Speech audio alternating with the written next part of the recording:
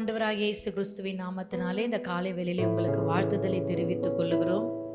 கர்த்தருடைய வார்த்தை சொல்லுகிறது, நாகும் எழுதின தீர்க்கதரிசன புஸ்தகம் 2ஆம் அதிகாரம் 2ஆம் வசனம். வெறுமையாக்குகிறவர்கள் அவர்களை வெறுமையாக்கி அவர்களுடைய திராட்சை கொடிகளை கெடுத்து போட்டாலும் கர்த்தர் யாக்கோபின் மகிமையை திரும்பி வர பண்ணுவது போல இஸ்ரவேலின் மகிமையையும் அவர் திரும்பி வர பண்ணுவார்.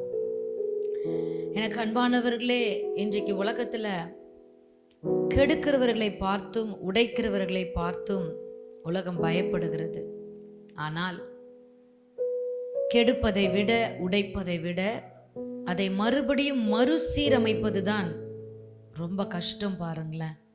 ஆனால் என் தேவன் மனிதர்களோ பிசாசோ யார் அதை கெடுத்து போட்டு இருந்தாலும் அதை வெறுமையாக்கி இருந்தாலும் அதன் மகிமையை அவர் திரும்பி வர பண்ணுகிறவராய் இருக்கிறார் என்று வேதம் சொல்லுகிறது.